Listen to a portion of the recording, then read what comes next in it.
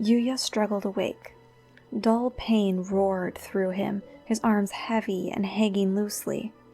Where was he? For a second, he saw nothing.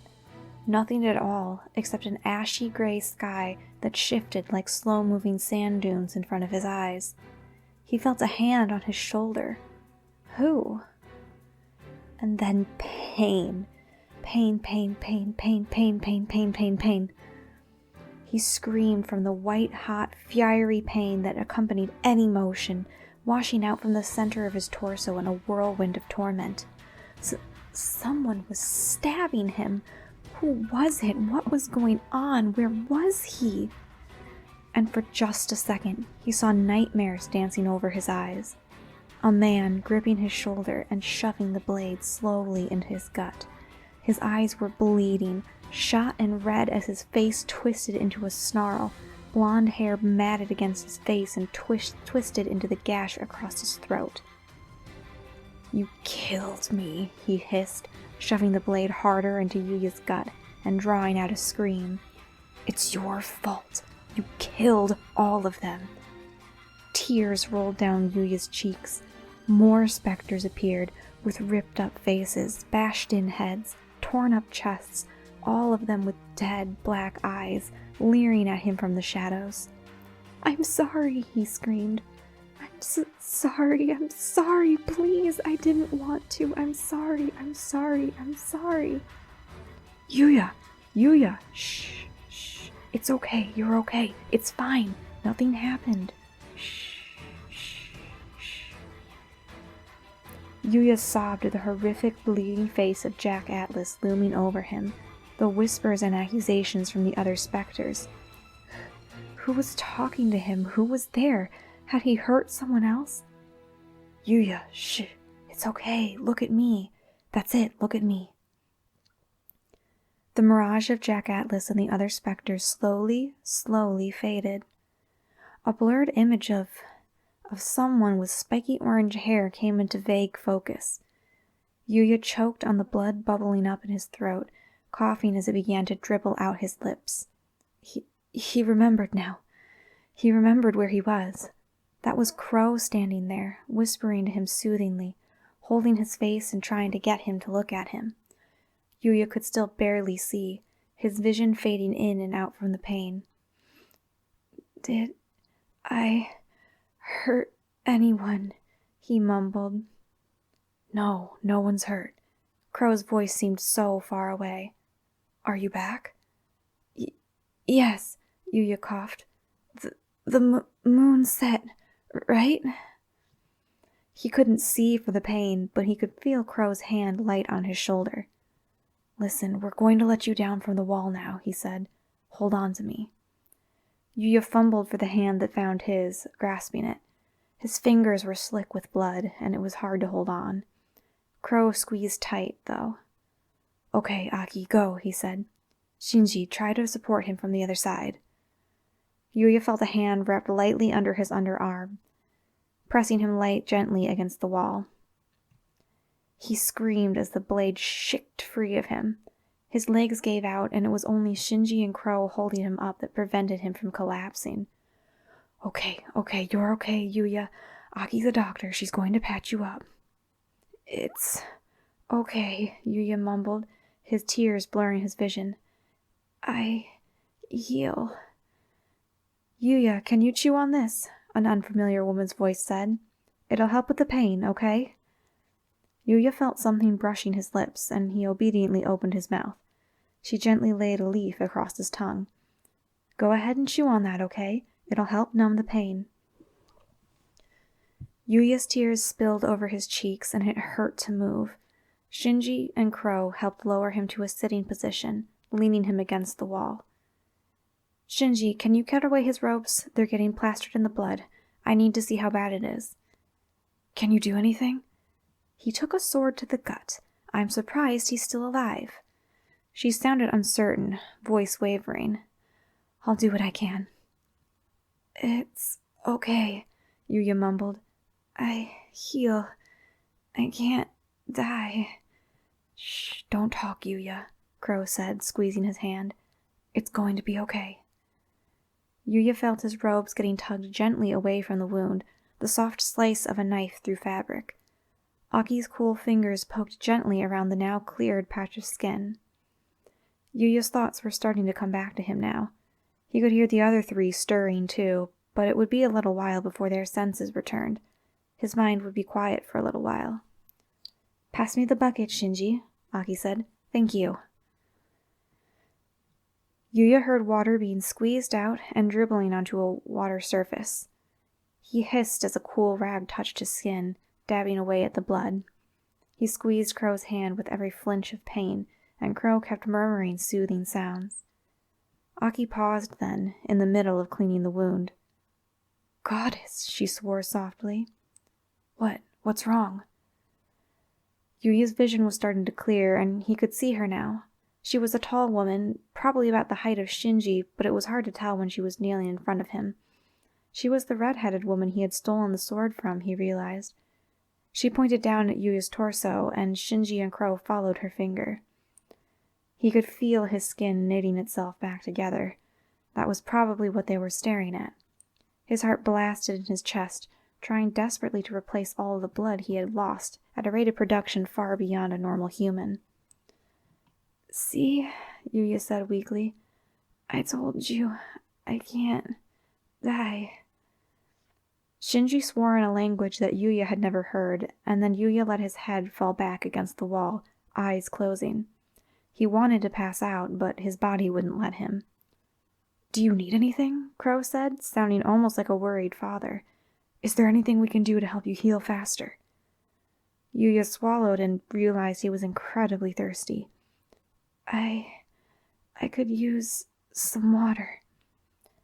He heard someone stand up and clump across the floor. A few moments later, he felt the lip of a glass being gently pushed under his lips, and he drank gratefully, the water spreading coolness through him. He gasped for air after he finished, just trying to breathe. "I'm okay now," he said hoarsely, opening his eyes again to finally see the three surrounding him clearly. Thank you." He swallowed. I didn't hurt anyone, right?" he said. "No," Crow said, squeezing his hand. "No, you didn't. You were stuck on that sword for the whole episode." Yuya breathed out a sigh of relief. "Thank goodness," he said. Crow squeezed his hand again, looking pained. "I'm sorry," he said. "I'm sorry. I should have listened to you. I shouldn't have made you have to do that to yourself." Yuya shook his head. It's fine. See? I'm all patched up." He tried to smile and lifted his other hand to pump a fist weakly. He still felt dizzy from all the blood he had lost, but he would be all right in a few hours.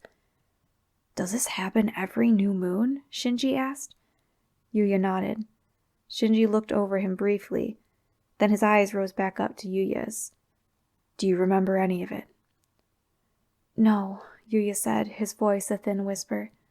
I never do. I just see the bodies afterward." He swallowed, choking on the bile that rose up in his throat. Crow put a hand on his shoulder. "You don't have to talk about it," he said.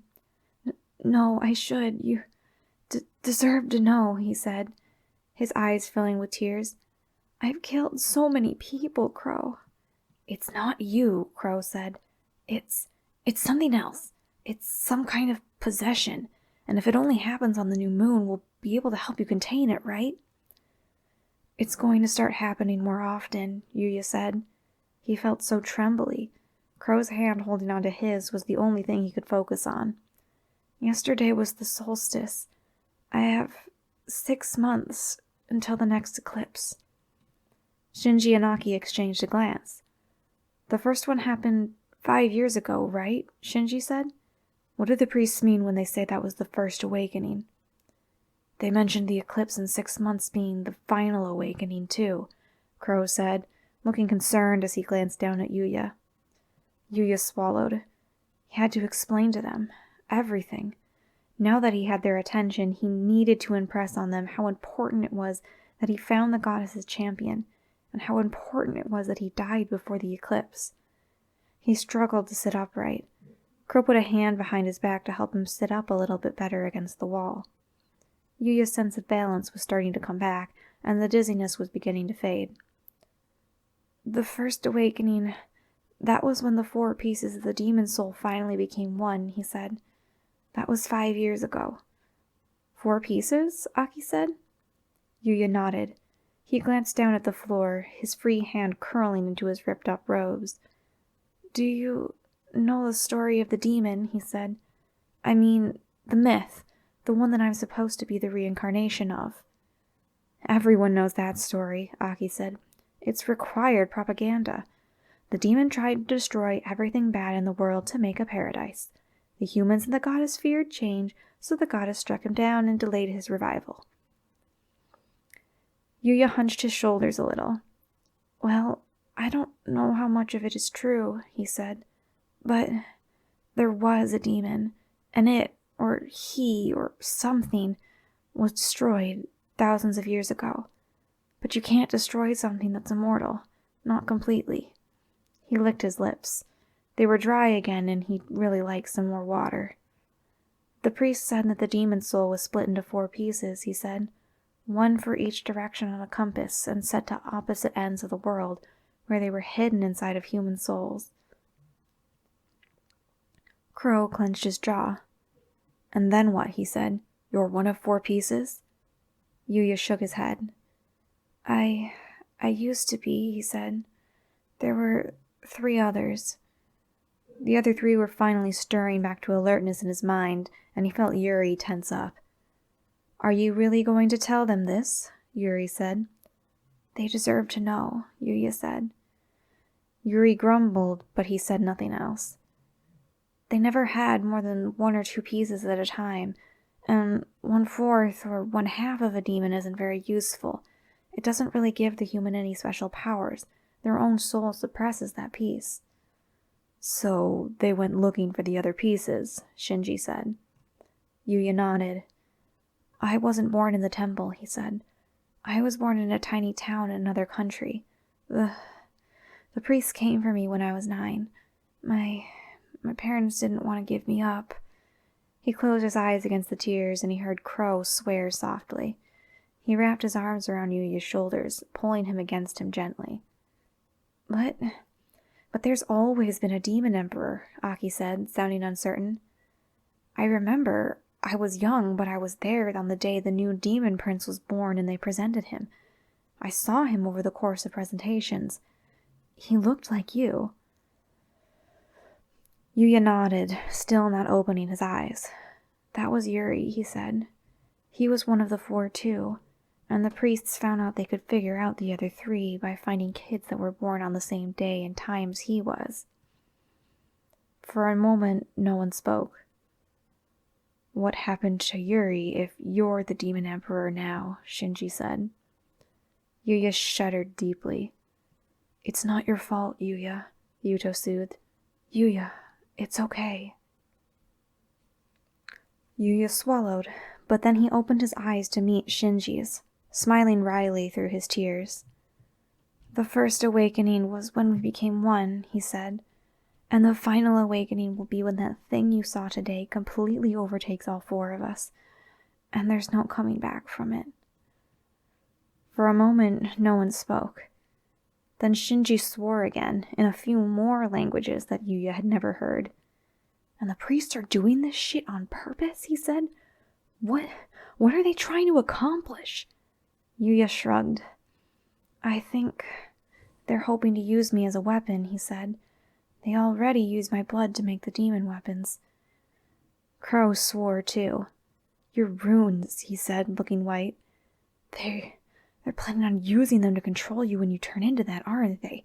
To turn you loose on battlefields. Yuya nodded, looking down. I'm a lot faster and stronger than a human in that form, and it takes a lot to restrain me. I think the sword just surprised me, and I couldn't think clearly enough in that mode to free myself. But I can't die either. No matter how many strikes I take, I'd kill a lot of people. He rubbed at his eyes, trying not to cry. They've been running experiments every new moon to see what works to control me. I don't know what happens because I don't remember anything afterward, but they always seem frustrated when I wake up, so I don't think they're close. There's no way to control me when I'm in that stage." He tightened his hand on Crow. "That's why I have to make sure I die before that happens." For a long, long time, no one spoke. Then Crow tightened his grip around Yuya, hugging him almost too tightly that it hurt. "Bastards," he swore. "Fucking bastards. Doing this to a fucking kid." Was he almost crying? Yuya tried to tug at him, and Crow released him immediately. He covered his eyes with the back of his hand for a moment. "I'll help you," he whispered finally.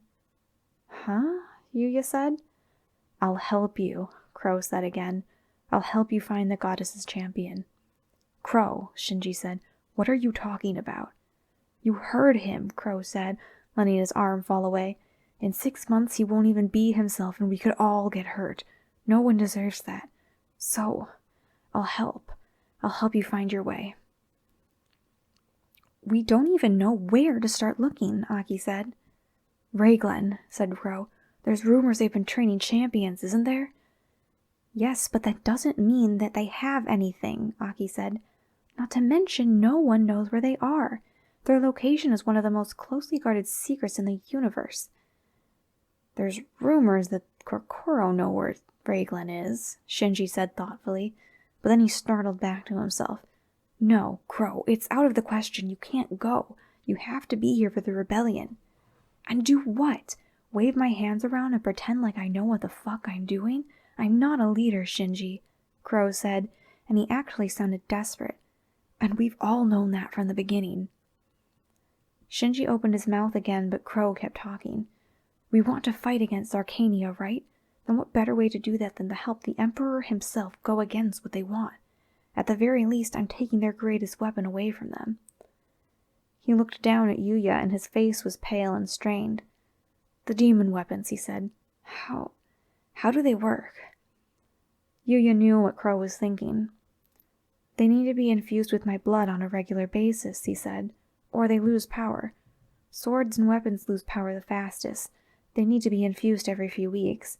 Bracers hold power longer, maybe a month or 2. "So if you're gone, their weapons start to lose strength, right?" Crow said. Yuya nodded. Crow looked back at Shinji and Aki then, face hard. "That settles it," he said. "If Yuya gets out of the capital, we're taking all the priest cards away from them. At most, they have a few people with blessings. So do we. It evens the playing field." "Even so, you shouldn't be the one to take him," Shinji said, standing up so that he loomed over Crow. "Jack chose you to take over." "Jack didn't think he was going to end up dead," Crow said, shooting up to try to match Shinji's height. He was a good head shorter than him, though, so it lost some of its effect. "Listen, Shinji, I don't want to go either." His voice cracked, and Shinji's face fell. "I don't want to leave you and the kids. I don't want to leave anyone else here. But I don't trust anyone else to take him all the way to Kokoro. I'm sorry, Shinji, but I don't. It has to be me." Aki rose up quietly then, catching both of their attentions. She glanced down at Yuya. "Don't you think you should be asking him what he thinks?" she said softly. "Seems to me he spent a lot of his life having things decided for him." Yuya's heart jumped as suddenly. All 3 of them were looking at him. He hunched over, trying not to meet anyone's gazes. "Right," Crow said softly. His foot twisted softly against the floor. "Yuya, what do you want to do?" If Yuya had a choice, he wanted Crow to come with him. He knew he couldn't get out of the city himself. He had no idea where to go after that. Crow had knowledge, skills, and he seemed to care about Yuya somehow. He made Yuya feel safe, like Crow was going to take care of him. It was like having a dad around again. But was it okay for him to take Crow away from everyone here? He ducked his head. "What do you guys think?" he said quietly. "I don't like him," Yuri said immediately. You don't like anyone, said Yuto. I think it's a good idea, Yuya. We don't know much of anything about the world outside the walls. Yeah, I think he's nice, Yugo said. And he, actually gives a shit about us. Yuya swallowed and glanced back up at everyone looking at him. If it's really okay, I know I can't make it there alone. Crow nodded sharply and then looked at the other two. It's settled. Yuya and I are leaving at dawn. Crow, Shinji said, sounding a little desperate. He stepped forward and grabbed Crow's hand. Please. Crow's face softened then, and he put his hand on top of Shinji's. I'll just escort him as far as Kokoro, he said.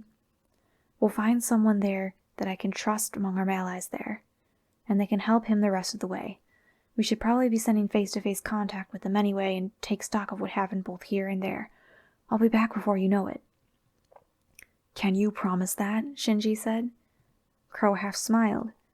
Can't we promise anything in this goddamn war we've gotten ourselves into? Shinji bit hard on his lip. Then he let out a tiny, angry growl, closing his eyes. He leaned in to kiss Crow briefly and roughly on the lips.